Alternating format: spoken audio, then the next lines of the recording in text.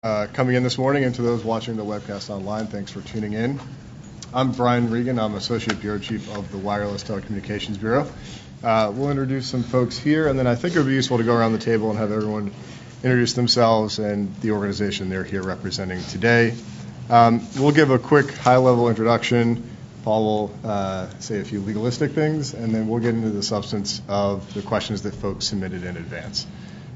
So starting with the team over here, we've got Roger and Amanda from the Mobility Division, Chris Helzer from the front office of the Wireless Bureau, Paul Powell from the Mobility Division, Becky Schwartz from the Mobility Division, and then we'll go from here. You guys can introduce yourselves. I was wondering how far you'd get. I'm Julie Knapp with the Office of Engineering and Technology.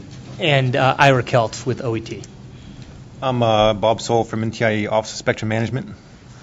Masoud Olfat from Federated Wireless. Brian Joseph from CTIA. Mark Gibson from ComSearch. Paul Anaskevich, CTIA. Andy Clegg from Google. Stacy Black with AT&T. Kurt Schabach, Federated Wireless. Good morning, Jesse Caulfield from Keybridge. So good morning, Karpura Surya Devra from Amdocs. Parag Shah from Amdocs. Ishwar Pidampalli from CTIA. Bob Jubin from the Wireless Innovation Forum. Casey Joseph from LS Telecom.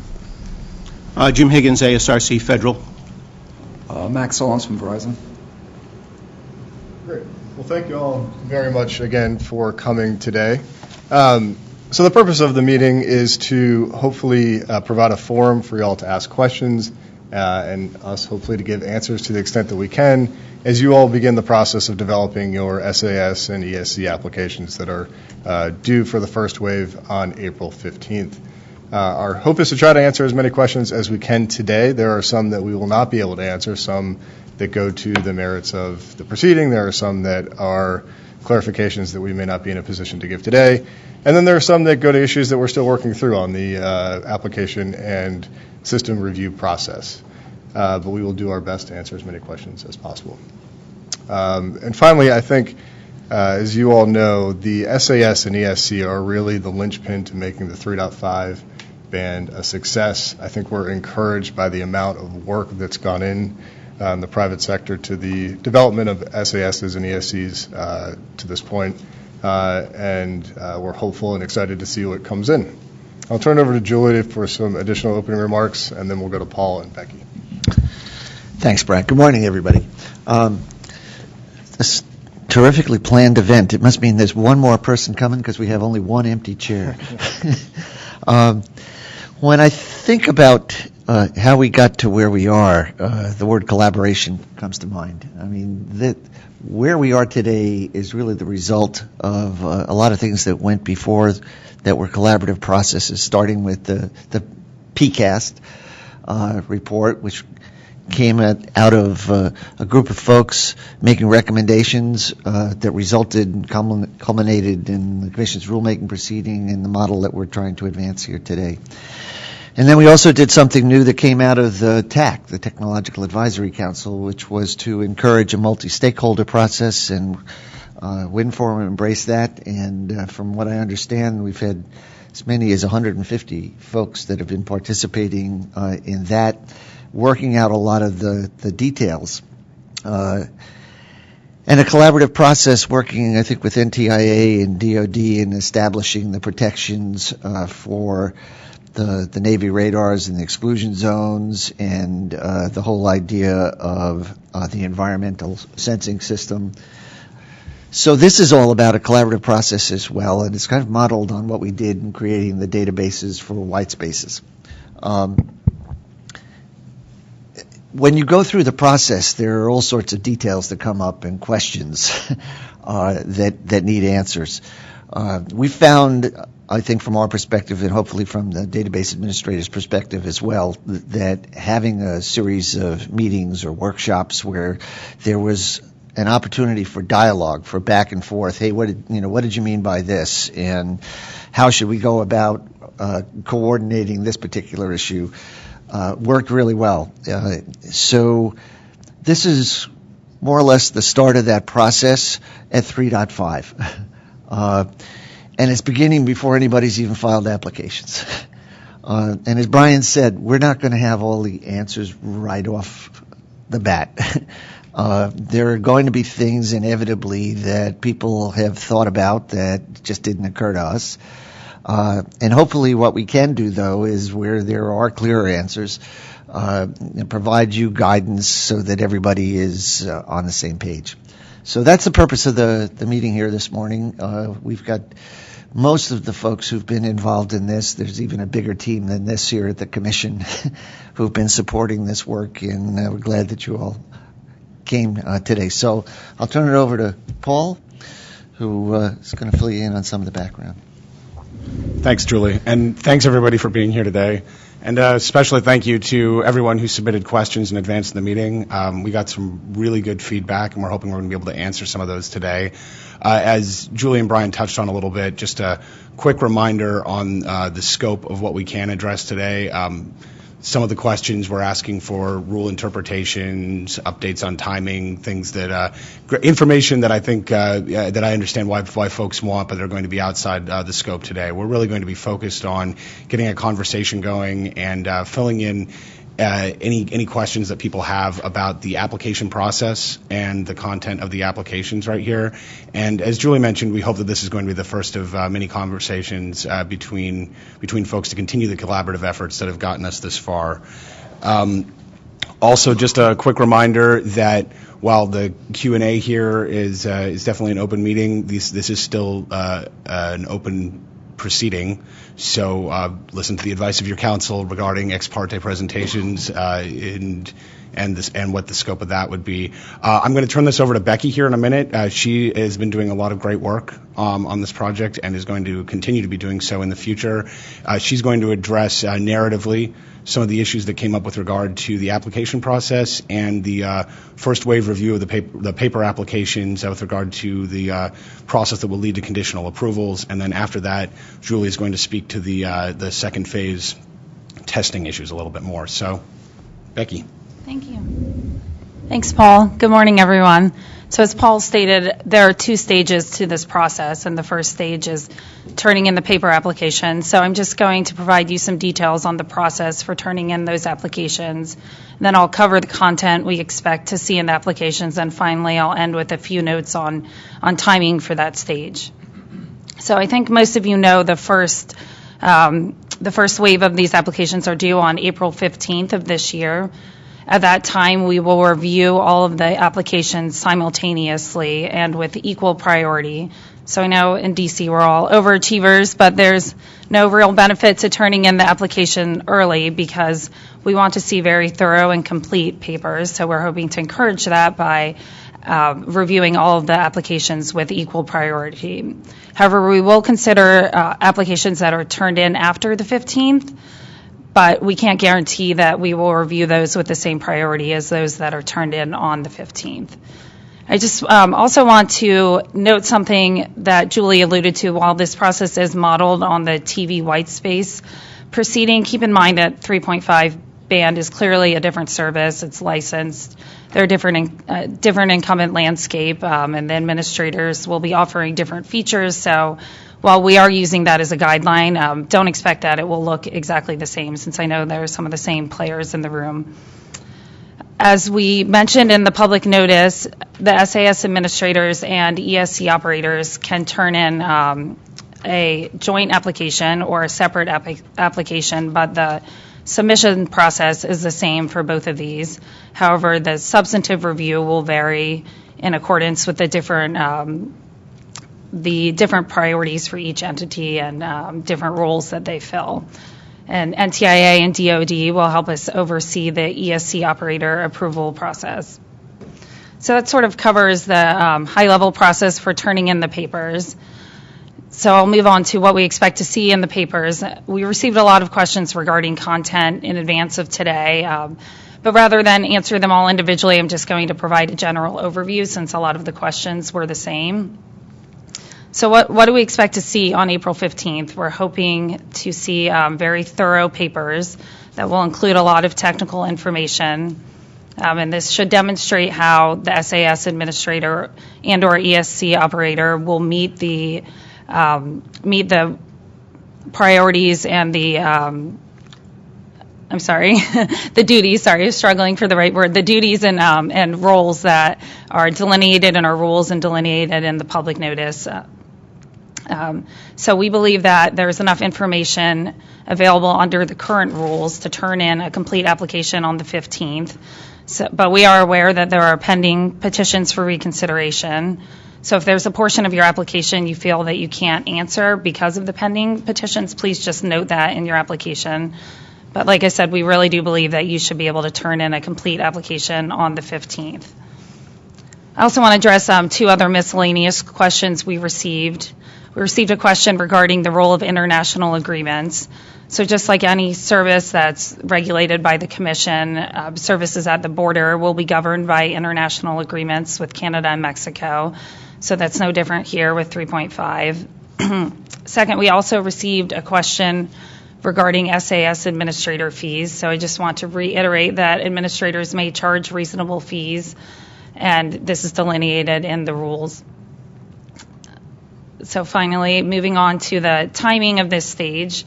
As I already said, the applications are due on April 15th, and we're going to review them concurrently. Like I said, this hopefully will encourage very thorough applications that are turned in on the 15th, and we think this is very important because we believe it will expedite the review process if the applications are very thorough and complete at that time, because it will minimize the amount of questions that the Commission will need to come back and ask the applicants. So as I mentioned, that there are these pending petitions for reconsideration, and if there are rule changes that will affect either the application process or the core duties and responsibilities of SAS administrators or ESC operators, we expect the applicants will update their proposals accordingly, and there won't be any penalty for doing so. But like I said, we hope that there will be a complete application turned in on the 15th. And that covers the first stage of the application process, hopefully. And I'm going to turn it over to Julie to talk in more detail about the second stage. So the testing. I'm sure this is going to come up in a minute. There we go. So again, I'd come back to the word collaborative or dynamic, because we learned a lot once the applications were filed. So there's certain things I think are clear cut. So for example, there are obligations such as the exclusion zones and defining exactly and explaining exactly how the system is going to protect. You can actually probe and test those sorts of things. You can test the protections for the fixed satellite service earth stations by putting in either real or mock data. There's some things that are just going to be descriptive. How the interference mechanisms will work, protection mechanisms will work, for example, I think that will be a learning process on both sides. There was a question I know about the device certification process and the process for approving the SASs. You really can't have one without the other. If you have a SAS and no devices, doesn't do much. So I do think that they will happen in parallel. When people filed for equipment certifications before, we had to have some description of at least one SAS that they would handshake with and how that was going to happen. We haven't specified a protocol. If what came out of industry were a single protocol, I don't think we'd have any problems with that. But those two things I think will go hand in hand. I know Rashmi Doshi is also monitoring today. He couldn't make it down, but so I'll stop there, and maybe we'll just get on to any particular topics that folks want to raise.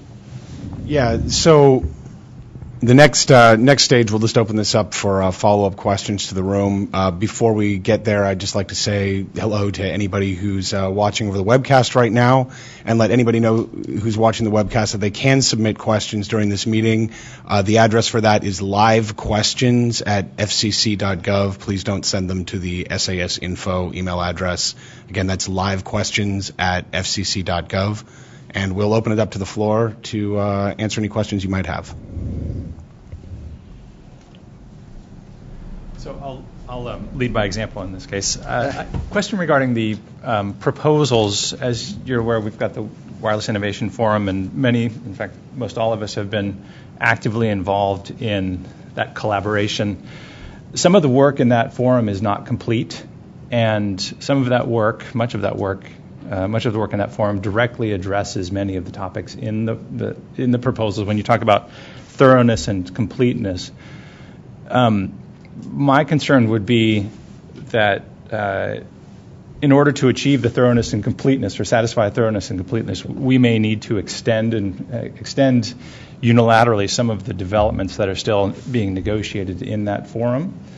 And so I guess the question is, how can we accommodate that collaborative process, which may or may not be complete by the 15th, with your desire to see a solution with a bow on top, a fully described solution? So maybe before answering your question, anybody else have comments on that point? How much more? I'd be interested to hear what specifically might not be resolved in that time frame, and before we reacted, and anybody else's thoughts on whether it's in the same place. Everybody agree? Or it's too early on Monday? There's no house coffee. So, Jesse, from your point of view, what specifically? So I chair the protocols and the protocols group, and so this may not be a great example, but the protocols aren't complete. We don't have a specification. We have a number of recommendations. And so when you think of the documents say should, not shall, and we're evolving those documents through further collaboration to a point where we will have something. The goal is we will have something that's interoperable, both between SAS to SAS. So I'll focus on SAS to SAS, which is a specific requirement in the proposals to describe how you will peer with other administrators. Those documents aren't done yet. So we have a good notional idea of how that will work, but we don't have a specific requirement. So we can describe, I think, comfortably describe a qualitative process and procedure and method, but I don't know that I would be comfortable describing a technically complete or specific implementation that we will commit to building by the 15th. Go ahead. So I think with the applications, we're not necessarily expecting you to have everything solved. We didn't when we did white spaces. This is a little bit more complex. I certainly wouldn't expect that here either. I think providing a qualitative description of how you intend to accomplish some of these tasks is fine. If we need additional information, we would contact you. But as far and the other part is, as you start building these systems, I expect things are going to change. You're going to find, you're going to learn, and whatever you have in that initial document, you might have to evolve anyway. And that's where the testing process comes in, to make sure that on the back end, once you do complete these documents, complete your development, and then do your own testing, and then provide it to us for us to do our own testing, that's when we'll make sure all the requirements are met. But to have I don't think there's any expectation to have every question answered and solved up front by April. I think that'd be pretty much impossible at this point. Yeah, and just to add on to that a little bit, our hope and expectation is that folks are able to provide as thorough and complete as applications as possible. At the same time, we don't want to discourage folks from filing applications where they may have holes. There may be things that are still being worked out either within their own organizations or within a broader forum like the WIN Forum. So we want to encourage folks to file applications, but file as complete applications as possible, recognizing, as Ira said, we fully expect that there are answers or questions that you all may not be able to answer, or there are information that you may not be able to provide at the time that you file your application. That's totally fine. I think we can continue to work through it. The applications will evolve. We'll have questions, of course, so it'll be a bit of a back and forth once the applications come in. It's not the case that your application is your one-time shot at getting in there and getting something conditionally approved. It will be a bit of an iterative process. And just to add on, we are looking for you at least to provide as complete information as you have. We're not expecting a half-page sheet to come in on the 15th to just reserve a spot in that first window. So we're looking for as complete information as you can provide, knowing that there are still going to be some holes.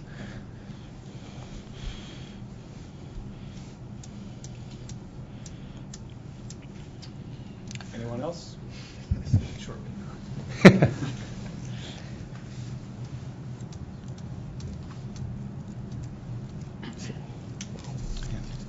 Any other topics, maybe, questions? I'm happy to jump in. Maybe a question related to the logistics of the application. The application itself, once it's submitted, will appear on the ECFS, right? So it will become a matter of public record. What is the thinking of the commission with regard to, or staff with regard to, redacting information that might be considered, confidential, proprietary in terms of the, the application itself for the SAS or ESC? Yeah, thanks, Kurt. You're correct. The applications will be posted in the docket on ECFS once they're submitted. The usual procedures for requesting redaction of confidential information will apply. I would encourage everybody to not over-request confidential information here, because we want to keep this process as open and collaborative as possible. However, we understand that the types of systems we're talking about here, there may very well be information that is, legitimately business sensitive, and we'll review those requests during the normal course of business under the usually applicable rules.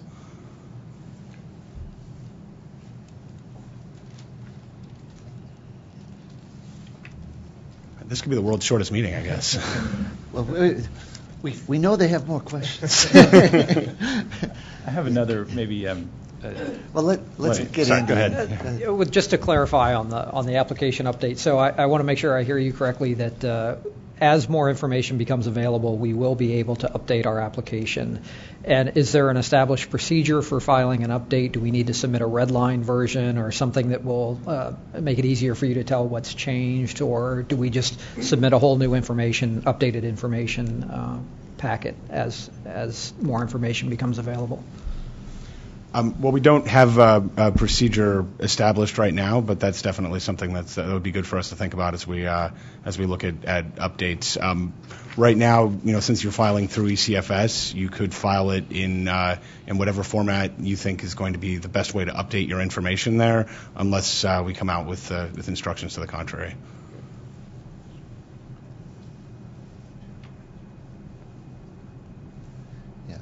I expect what's going to happen once we get the filings and we go through them, we may get back to you and say, well, we need a little more information on this, or we saw this was missing, or we don't quite understand that, and so it may be a supplement, whether it's a complete, resubmittal of everything. My guess is it'll probably be more along the lines of a supplement, but we'll see. Clarify, can we initiate an update to our application, or is it only in response to information that you've requested? I think within reason. Yeah. Like 4 a week is probably not good.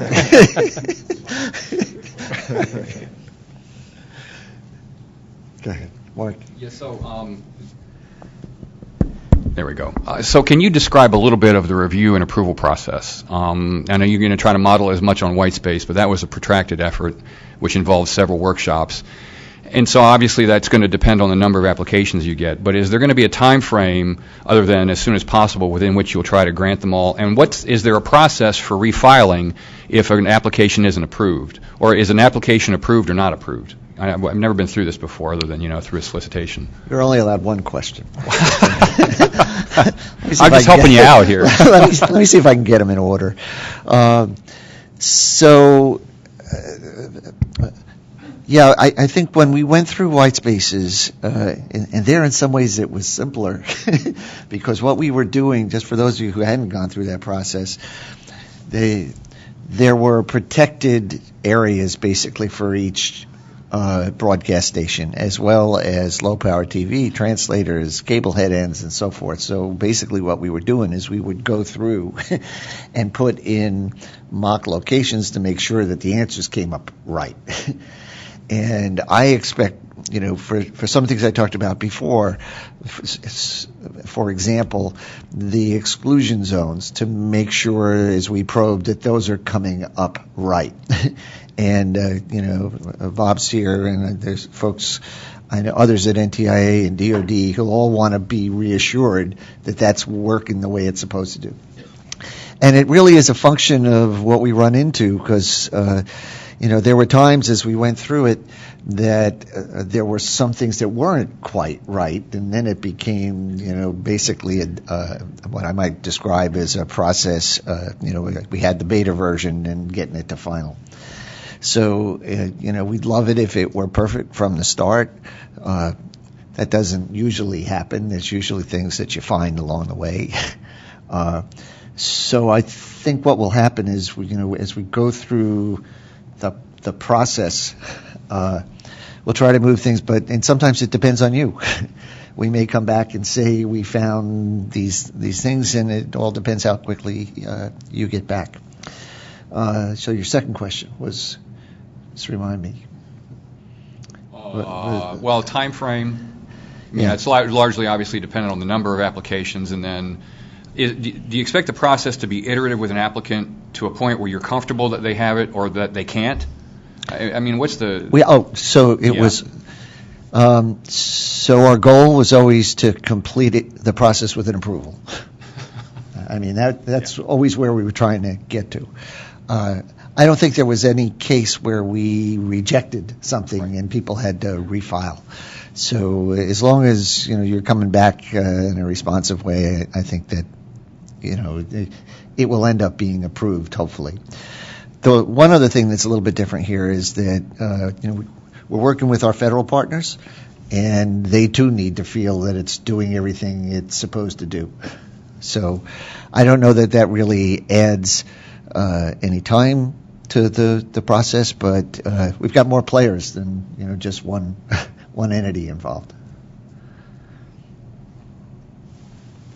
I think just to add briefly on there, one of the goals that the Commission had in the way that it set up the rules was to make everything as technologically neutral as possible. And looking around the table here, I'm sure that folks have different ideas about how they're going to comply with different rules. So part of the timing and part of the testing process is going to be figuring out how those specific methodologies work and whether they actually comply with the rules. So the more clarity we have on those points and the more fleshed out that they are when they come in, that will probably lead to a shorter review time frame, just as a general rule.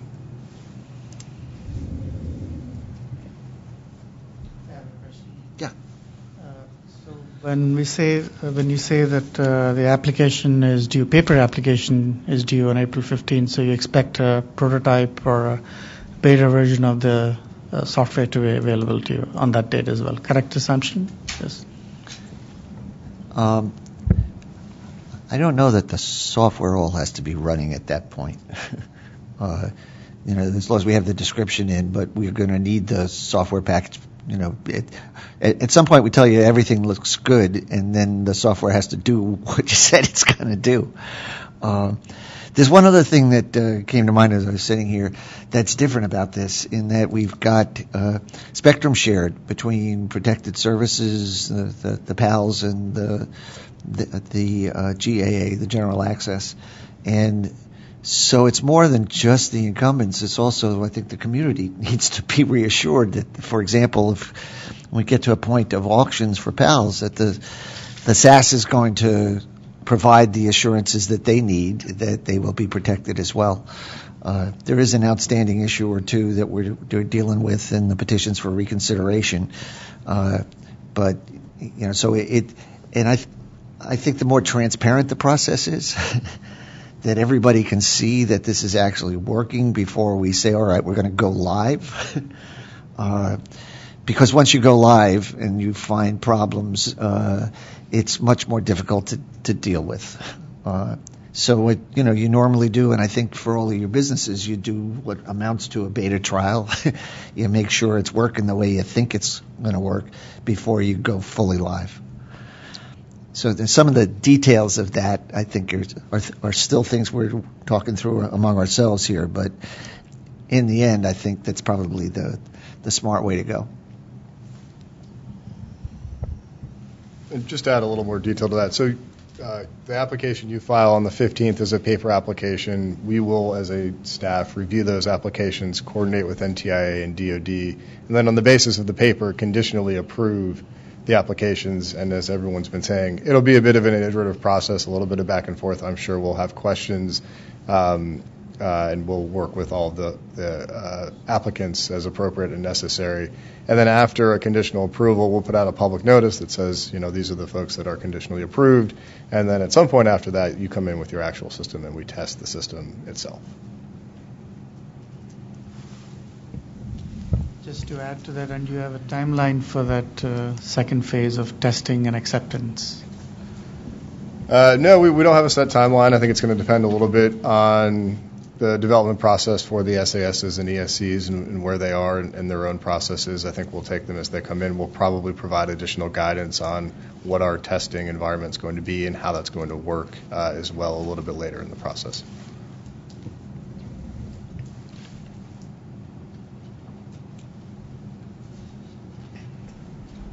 And just a quick follow-up on that. When you are talking about releasing a public notice with the conditional approvals, is that purely informational? Are you seeking public comment on those conditional approvals and the entities, or?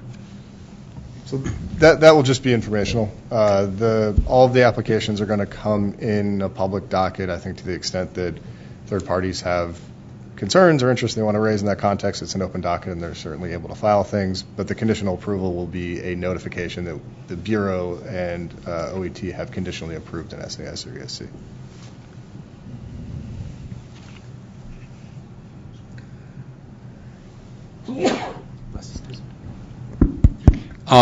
Like with white space, I think you touched on this a little bit. I just want to confirm. We had sort of a controlled rollout. We had specific areas where we started first in the country. I think it was, I forget where it was, but Wilmington was one, and then the East Coast, and then are you expecting a similar rollout, or is that going to depend upon the collaboration with the federal entities or all players, or any thoughts on that? I mean, not necessarily. Okay. And the reason I say that with white spaces, there were a lot of folks who were concerned about the wireless microphones and how so it was just we rolled it out gradually to make sure that the things that were supposed to work did work. Mm-hmm. There was a lot of concern at the time, I think, for the incumbents about whether they were going to get interference or not, and so that's why we did it kind of gradually. But that may not necessarily be the case here. Okay.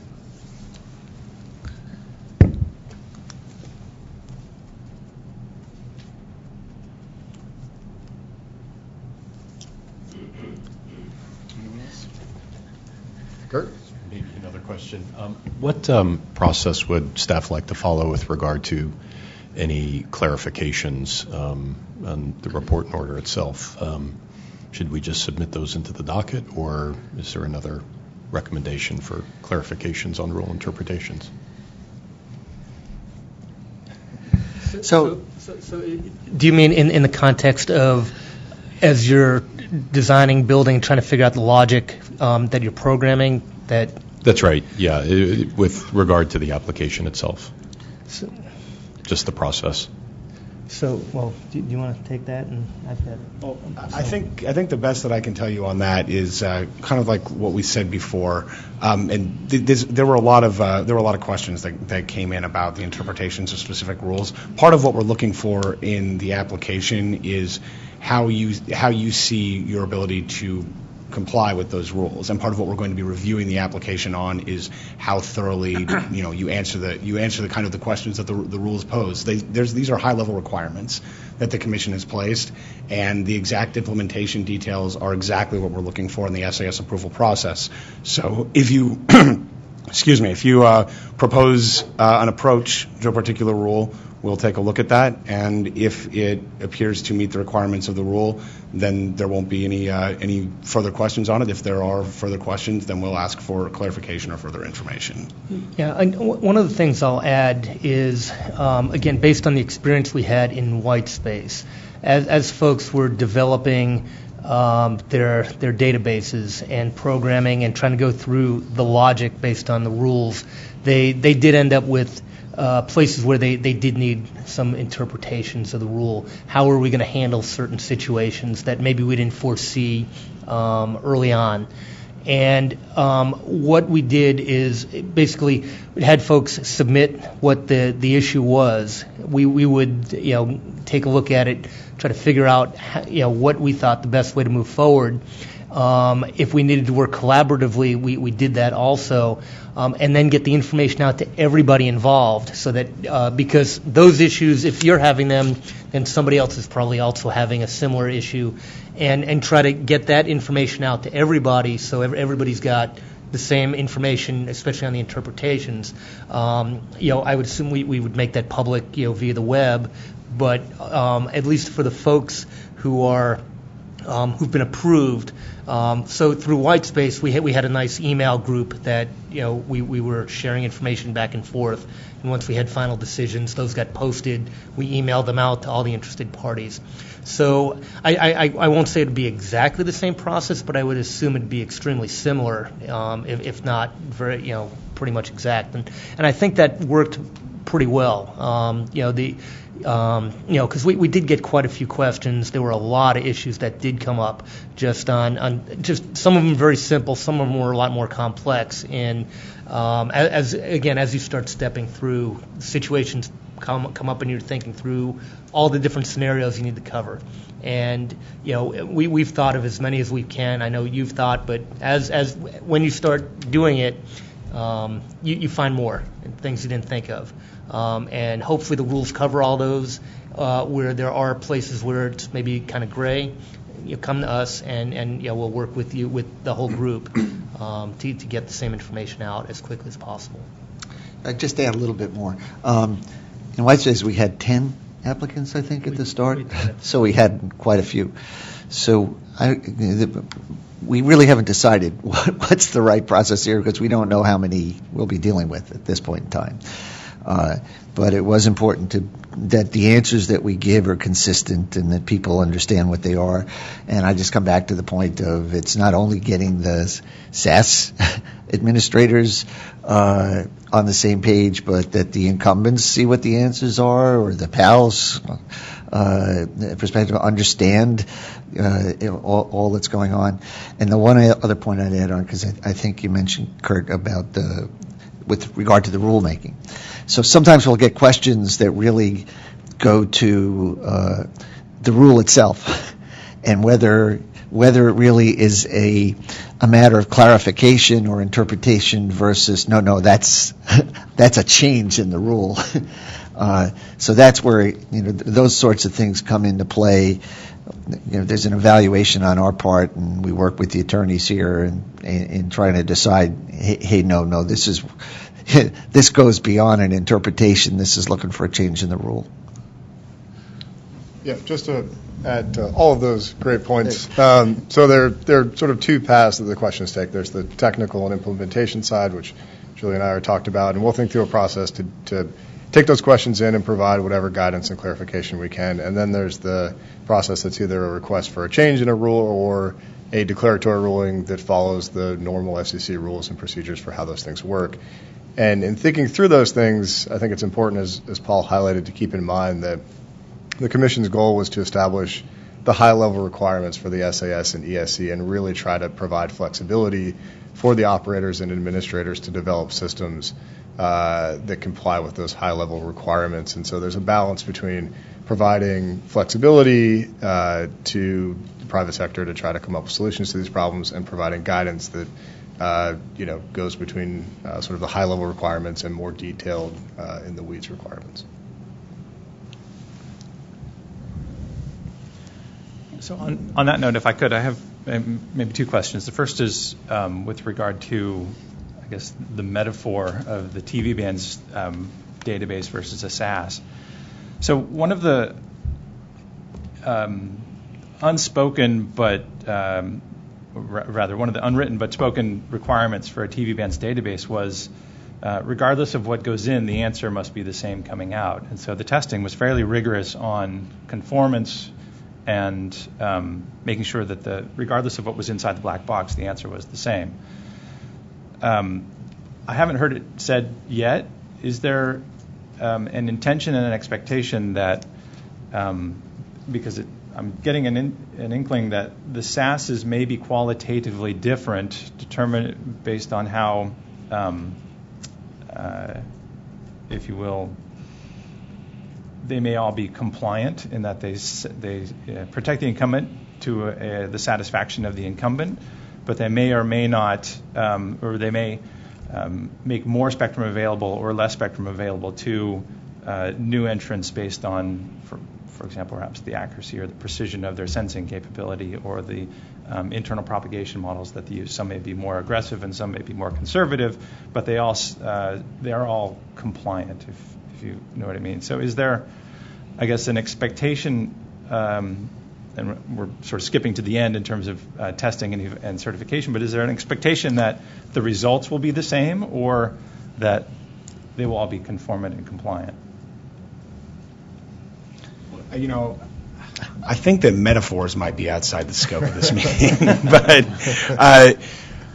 I think that goes to the heart of a lot of the information that we're looking for. Again, we've heard from several folks in this room, just about everybody, about different ideas on different elements of the process.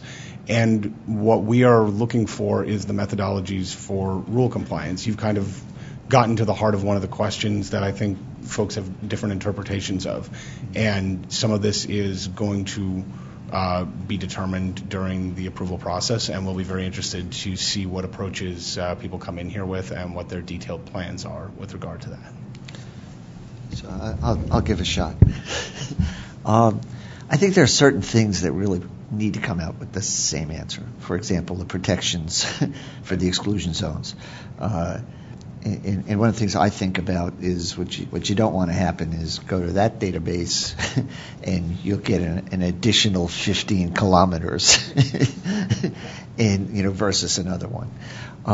Then there were a lot of things that we kind of left for people to make proposals on. We didn't necessarily specify a propagation model, for example, and the intrasystem interference control, for example, might not need to come out with the identical answers. So I think it's a little bit of both. There are going to be some places, and you make an interesting observation too, Jesse, that, what if the incumbent is happy with two different methods? In my experience, that generally doesn't happen. They like the one that best protects them. But I think we'll see what gets filed. Fair enough. Yeah. Do you expect in that case, as the FCC learns different methods that come out, that you would sort of bless one method and everyone could change their application and say, okay, we would conform to that methodology? So I don't know that I'd necessarily go that far. Let me just give you an example of, and yes, this is different, but I think there were some things we learned as we went through the white space process. So you had to protect the incumbent television stations, and it was pretty clear that people could use methodologies that came close, but the differences weren't that big. And And what happened was the administrators got together and they all agreed on something that gave them the same answers. They understood it was not really an important differential feature between them because it didn't make that much of a difference. So they all came together and they decided on one methodology. And again, I'm back to it depends. If I've got two different methodologies that come close, are we going to pick one or the other? Or not necessarily, and we didn't in the rulemaking. So we kind of left that open. If we got to the point, let's just say hypothetically, there's two different methods that give vastly different answers. And either incumbents or pals are saying, well, wait a minute, that's too much uncertainty. I think we'd have to deal with it at that point. But I mean, suppose someone had an applicant C had method C, and you decided that that method C was not valid. Could applicant C say, well, okay, I'll choose that method B then, or some other method that's part of the record that's going on, and say, In other words, could they change it? Exactly. And again, Brian alluded earlier that these documents will be public. So if somebody comes in and says, no, that can't work, again, we'd have to deal with it. Now, I don't think you're locked in. It's a dynamic process, and again, our whole objective is to get to yes. Hey, Julian, it's Mark. Yeah. Another question. You're talking about a lot of this in the context of zones. So, with white space, it was all zones. You were either in a zone or not, and the protection is afforded accordingly. With this, there is the administration of the PALs against GAAs. So if people have two different approaches, which is right? Is there a process that you're going to identify to help us better understand that? Because I think that with the other, it was pretty cut and dry. With this, it's not. And so somebody may have a better mousetrap, but that's their business, so. Yeah, so I think the short answer to that is yes. Okay. But this gets a little bit close to an issue that's open in the proceeding right now on as part of the FNPRM that the Commission will ultimately address sometime in the future. Okay.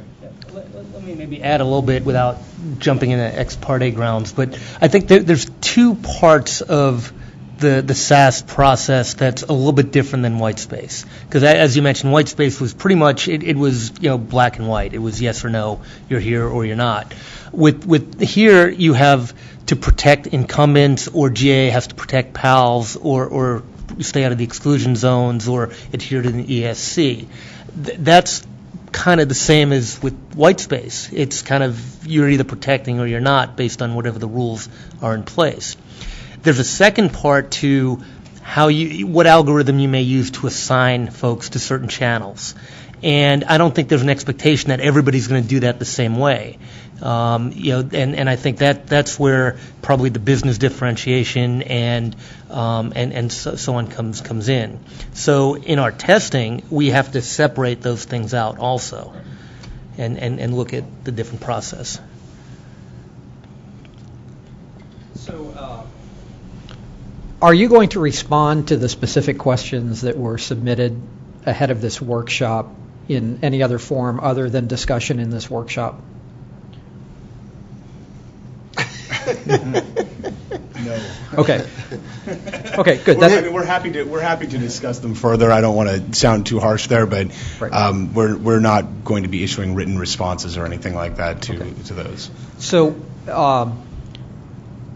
do you plan, in the TV whitespace case, there were public trials of the TV whitespace. You could go on and put in coordinates and things and test the databases. Do you expect that there's going to be a similar public trial for the SAS applications here like there was in TV whitespace? So I don't think we have given a firm answer on that yet. I will say this, though, repeating what I said before. It's generally not a good idea to turn things on and say it's all done before anybody has had a chance to wring it out a bit.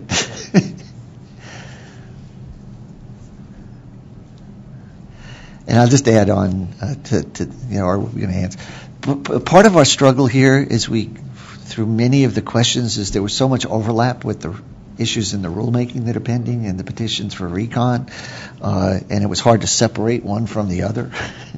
So what we've tried to do here is answer what we thought were the themes at a high level, without going one by one and saying a bunch of times, oh no, this is in the rulemaking. And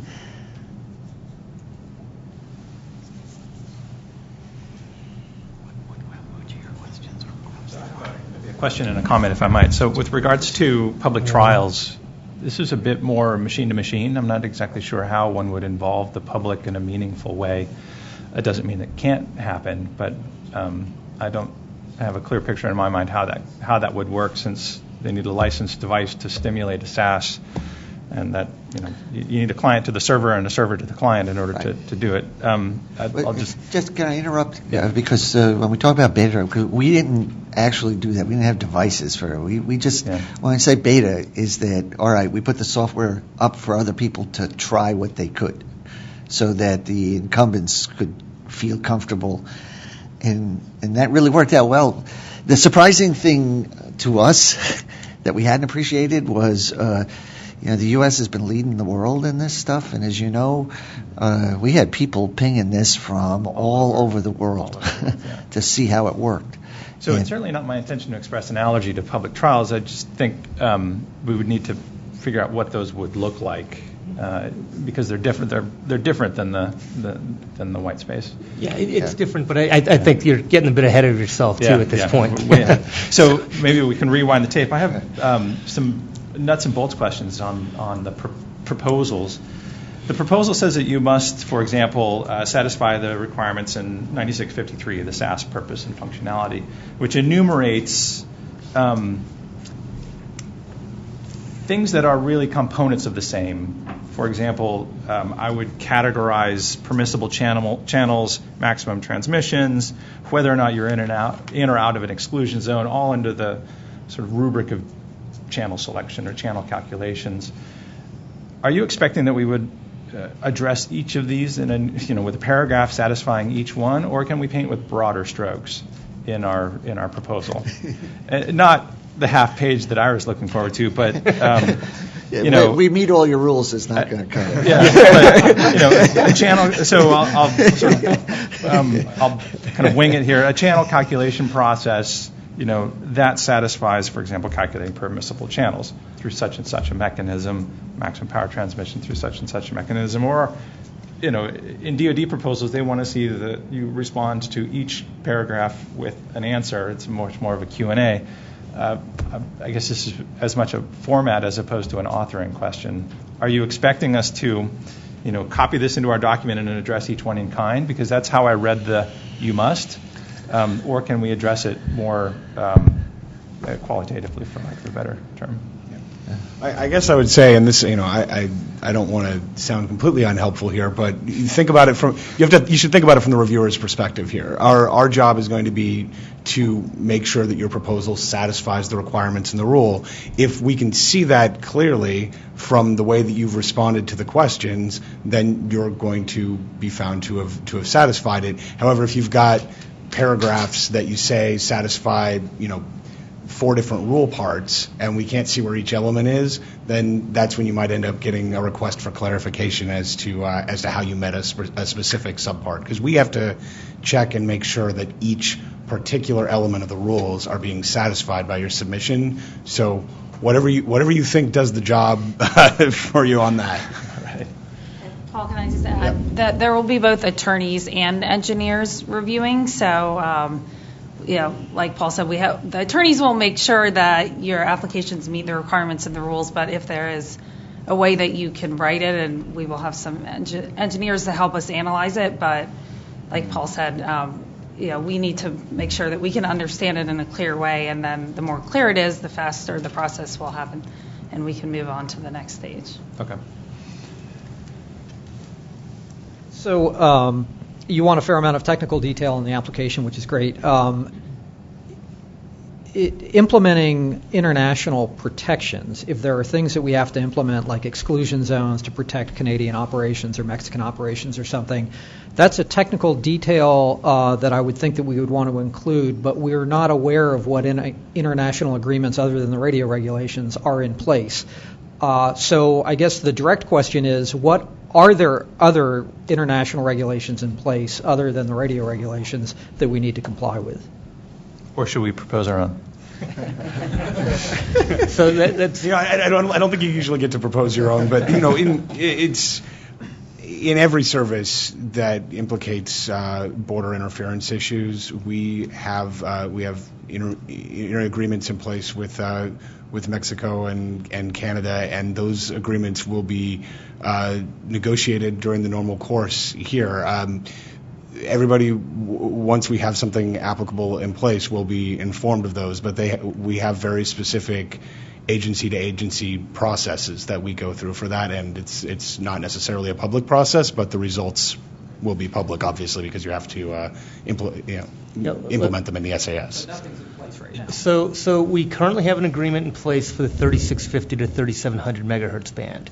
And that's fairly specific to the equipment we had there. This equipment doesn't differ by much, so you might be able to use that as a bit of a guideline. Other than that, we fall back on the general agreement. It's all on the website. You can look it up on the International Bureau. There's a link for international agreements. And it lists by band and has all the requirements.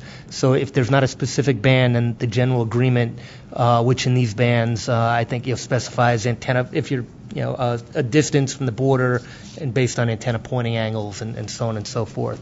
So that said, one of the things that we meet with.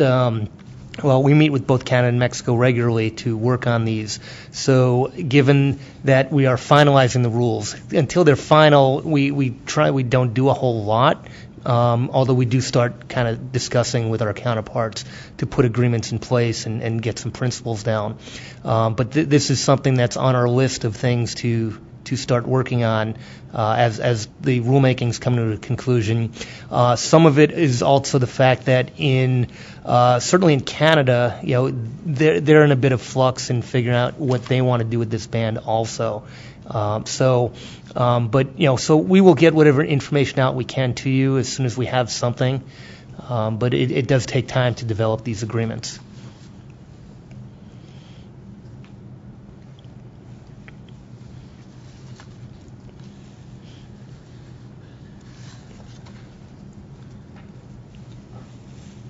Other questions?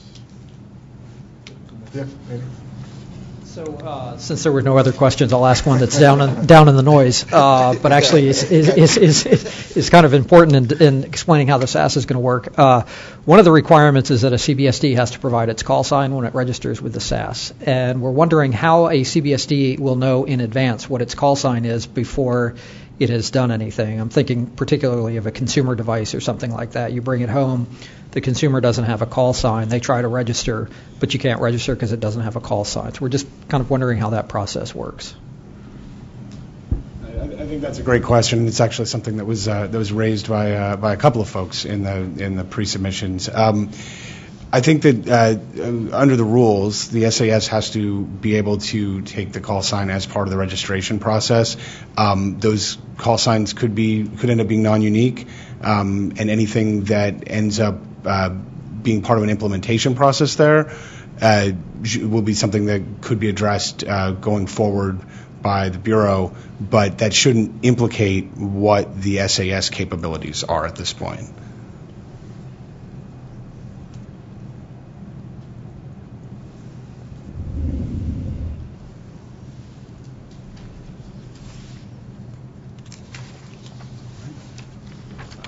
Do we have anything else? We definitely don't need to take the full time if people don't have anything else to ask us.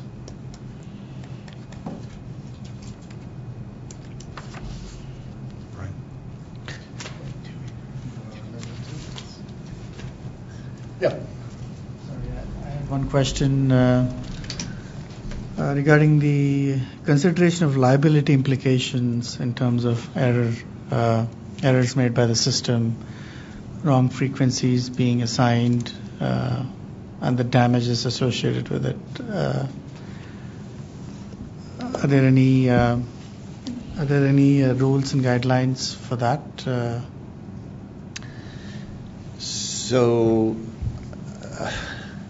I saw the question, kind of struggled a little bit. We don't.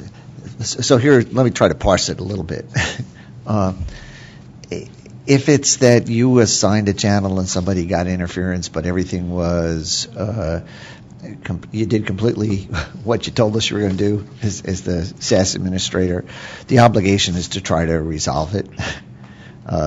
So I don't expect, when we start talking about enforcement, and there's a couple of elements of we don't have anybody here from the Enforcement Bureau, but on the one hand, it's, and we've talked a lot about this in the TAC, enforcement in the context of, well, how do you make sure that the interference is managed in a way so that everybody is, that we can quickly resolve interference. So that's, I don't know that there would be an enforcement action for everybody acting in good faith, and all of a sudden we saw ducting that we hadn't seen before. And, on the other hand, if you come in and the SAS says it's got this feature and it turns out that it was turned off, I mean, you probably have some obligation there relative to compliance with our rules, relative to interference, between the parties. I think that's probably something for the private sector to deal with. It's not, so we don't really have liability attorneys and what rights you may or may not have, relative to your expectations. Thank you. And the only reason why we had that question was that if an administrator can charge fees, and also the incumbents can charge fees for profitable operation in that spectrum, so there's monies associated with it, and that's the reason for the question. So let me try this too. So we didn't regulate fees, the SAS administrators. Our hope is that there will be competition. So we'll see what comes in. I don't think this is going to happen, but if we had one SAS administrator and they charged, really high fees, it might be something for us to discuss. But hopefully what's going to happen is that there'll be multiple SAS administrators and people can decide who they want to use.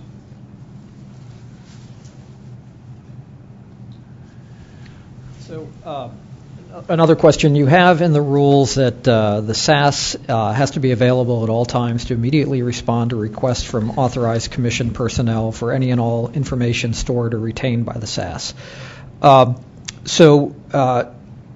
Can that be satisfied by just having a web interface that's available to FCC, NTIA, or DoD or others in order to get that information, or do you envision some other kind of setup? We expect you to be there 7 days a weekend. I think this is one of those things, we'll see what comes in.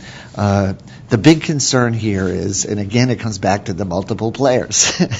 I don't want to have to say, I see Bob shaking his head, tell the Navy that, look, it's the weekend and you're just going to have to live with this interference all weekend. That's not going to fly.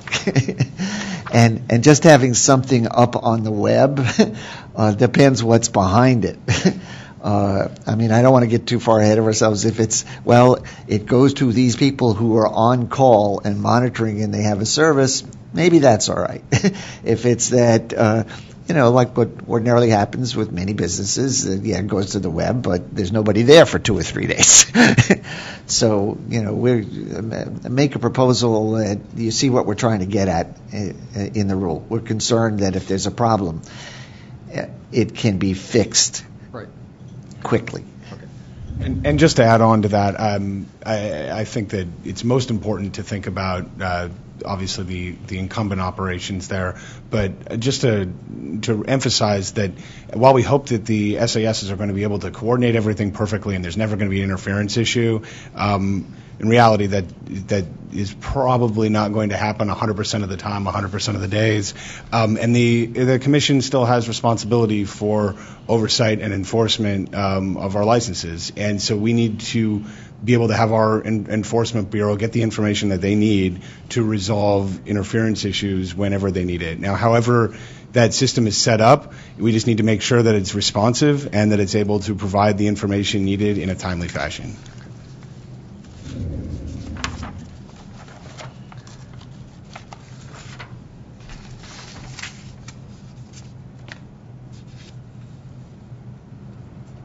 Additional questions?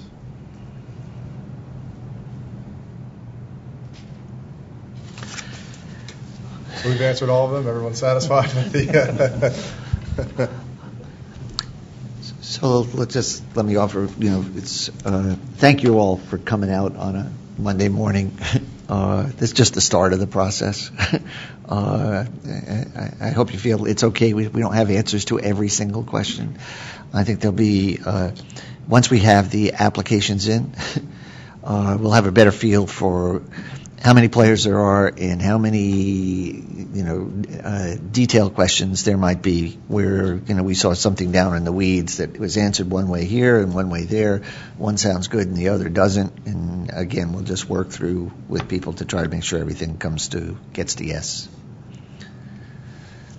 You're good? Did you?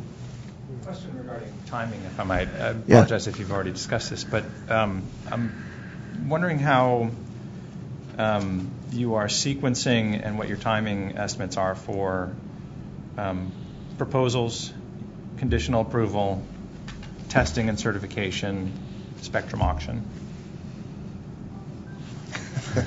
Right. That's a good question. SAS is only useful to us in the next 24 months. So the next 24 hours. So a SAS is only useful when there's product for it to administer, and the proposal. Development of implementation, testing and certification, one would hope that would sort of match or line up with the availability of product. And I think that is the goal, hopefully. These steps don't all necessarily have to happen serially. I think some of the SAS process does. The application comes in, it's conditionally approved, and then there's testing. At the same time, our hope is that equipment is being developed and is going to be ready to be certified in a timely fashion. Once the SASs are approved, they are able to operate and authorize GAA operations at that time. We will go through the ordinary process for scheduling an auction at some point in the future. And again, that doesn't have to happen in a serial fashion. When we're in a position in which we can have an auction, we will be going through the processes to establish the procedures and hold the auction, hopefully in a very timely fashion. Okay. And just one thing. It's important to, there's a lot of factors that go into the timing of an auction. But one of the elements for people who are going to bid is they want to see the system. How's it going to work? Am I going to bid on something where I have a high degree of confidence that when I get the license, I'm going to be protected? So we're not going to hold up on anything, but it is a process of building confidence in the community. So, looking towards that auction, people understand what they're bidding on.